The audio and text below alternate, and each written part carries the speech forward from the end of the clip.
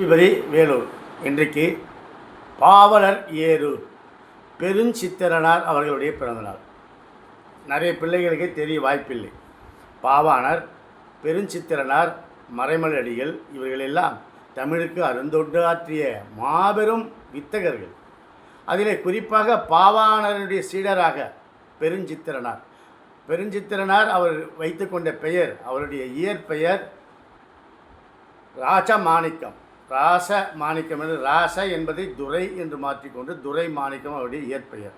தனது பெயரை பெருஞ்சித்திரன் என்று சங்ககால புலவர்களின் ஒரு பெயரை தன் பெயருக்கு வைத்து கொண்டார். அவரை பாவலர் ஏறு என்று பாவாணர் பாராட்டினார். பாவாணர் யார்? தேவநேய பாவாணர். அவர் யார்?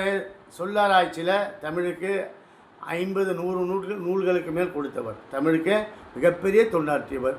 தமிழருடைய மிகப்பெரிய புதையல் பாவாணருடைய சீடராக அஞ்சல் துறையில் பணியாற்றி தமிழுக்காக அந்த வேலையை விட்டுவிட்டு வந்தவர். இந்திய எதிர்ப்பு போராட்டத்திலும் தனித்தமிழ் தேசிய அந்த உணர்வுகளையும் இளைஞர்களிடத்திலே அதிகமாக பரப்பியவர் திரு பெருஞ்சித்திரனார் அவர்கள்.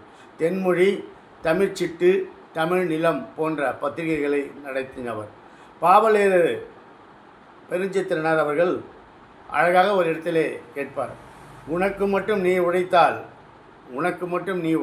உலகம் உன்னை நினைக்குமா? யாருக்காக உழைக்கணும்? நினைத்துக்கொள்.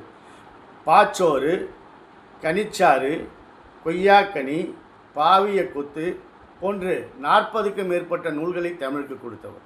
அப்படிப்பட்ட பெருஞ்சித்திரனார் அவர் பிறந்த தேதி 10/3/1933 சேலம் மாவட்டத்திலே சமுத்திரம் என்கிற ஒரு சிறிய கிராமத்திலே பிறந்தவர். 11/6/1995 மறைந்தவர். வாழ்ந்த காலம் 62 ஆண்டுகளிலே அவர் மகத்தான சாதனைகளை விட்டு சென்றவர். உலக அளவிலே தமிழர் இனம் இன்றும் நினைத்தும் போற்றி பாராட்டி மகிழ்கிற அவரது பாடல்கள் தமிழ் உணர்வை, இன உணர்வை, மொழி உணர்வை மிகப்பெரிய அளவிலே கூட்டிச் செல்லும். காற்றே போல், செங்கதிர் போல், காருளவும் வானம் போல், ஊற்றே போல், மண்ணின் உடைமை பொதுவென்னும் ஏற்ற உரை எந்தன் இருசெவியால் கேளேனோ, மாற்றத்தை எந்தன் மணிவிழிகள் காணாவோ என்றவர் பாடுவார். எதுகை மோனையும் சந்தமும் எழுச்சியும் வீர உணர்வும் தமிழ் மொழி உணர்வும் மிக்க அவரது பாடல்கள் என்றைக்குமே எழுச்சி தரக்கூடிய பாடல்கள். வாழ்க பெருஞ்சித்திரனாருடைய நெடும் புகழ்.